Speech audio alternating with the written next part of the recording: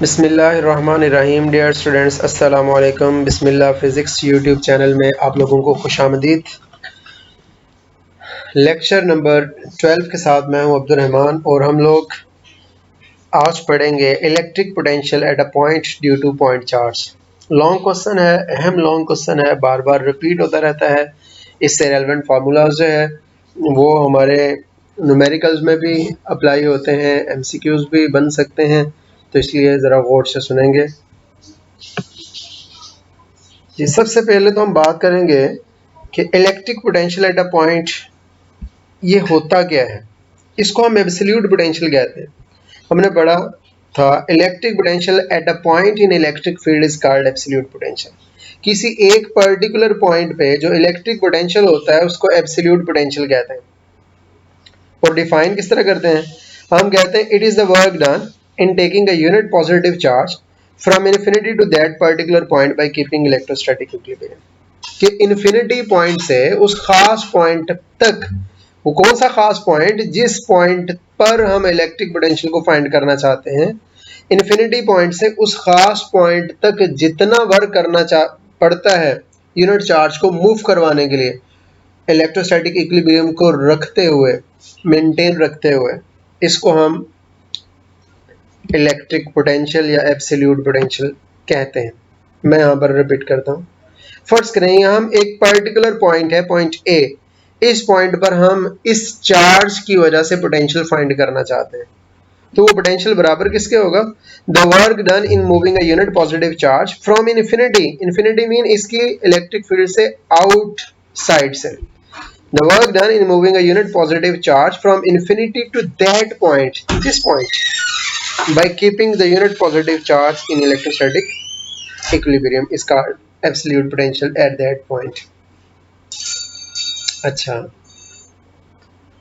अब हमने कहा फर्ज करें कि इलेक्ट्रिक फील्ड जो है एक पॉजिटिव पॉइंट चार्ज की, उसको दिखाया गया है, उसमें से इलेक्ट्रिक फील्ड लाइंस आउटवर्ड निकल रही हैं बाहर की तरफ। हमने पढ़ा था क्योंकि पॉजिटिव चार्ज से इलेक्ट्रिक फील्ड लाइंस बाहर की तरफ निकलती हैं और नेगेटिव चार्ज में इलेक्ट्रिक फील्ड लाइंस की डायरेक्शन इनवर्ड होती है। अच्छा, और उसके साथ हमने क्या किया? A unit positive charge is moved from point B to point A against electric field of the point charge Q। ये Q चार्ज है। इस Q चार्ज की इलेक्ट्रिक फील्ड में हमने एक चार्ज को मूव करवाया, यूनिट पॉजिटिव चार्ज को। कहाँ से मूव करवाया? B पॉइंट से A पॉइंट तक हमने मूव करवाया और इलेक्ट्रिक फील्ड के अगेंस्ट मूव करवाया। यूनिफॉर्म वेलोसिटी से जब मूव करवाएंगे तो इसका मतलब है कि वो इक्विलिब्रियम में हमने मूव करवाया।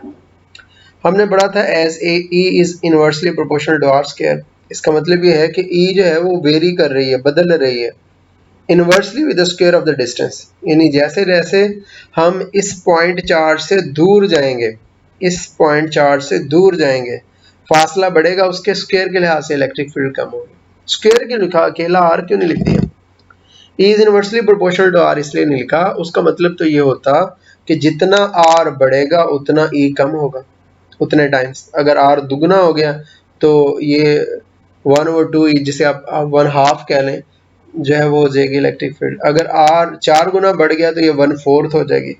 अगर आर 5 गुना बढ़ गया तो ये 1/5 हो जाएगी। अगर E is inversely proportional to R होता तो ऐसे होता, लेकिन E is inversely proportional to R नहीं है। ई क्या है? E is inversely proportional to R square है। इसका मतलब ये है कि फासले में थोड़ा सा इजाफा होगा, इलेक्ट्रिक फील्ड में काफ़ी ज़्यादा कमी आ जाएगी, या फासले में थोड़ी सी कमी आएगी। फासला जैसे यानी कोई हम पॉइंट इसके करीब लेंगे, फासले में थोड़ी सी कमी आएगी, इलेक्ट्रिक फील्ड में उतना ज़्यादा इजाफा हो जाएगा स्क्वायर के एतबार से। फॉर एग्जाम्पल, आप एक चार्ज इधर बढ़ा है, आप उसका फासला इस पॉइंट चार्ज से डबल कर देते हैं।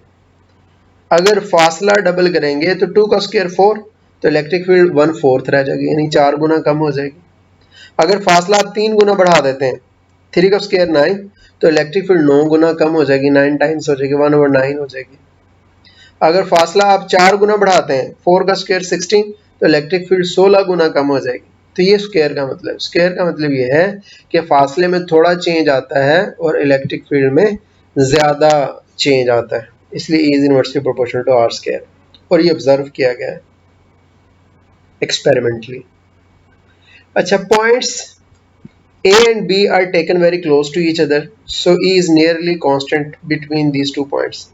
ये अगर आप देखें यहाँ पर तो हमने ज़रा दूर दूर दिखाए हैं, A और B को दूर दूर दिखाया, लेकिन हकीकत में प्रैक्टिकली अगर हम देखें, इमेजिन करें सिचुएशन को, तो ये A और B पॉइंट्स बहुत करीब हैं एक दूसरे के, जिसकी वजह से जब A और B, फर्ज करें A और B आपस में जुड़े हुए हैं, तो इनके दरमियान कोई फासला नहीं।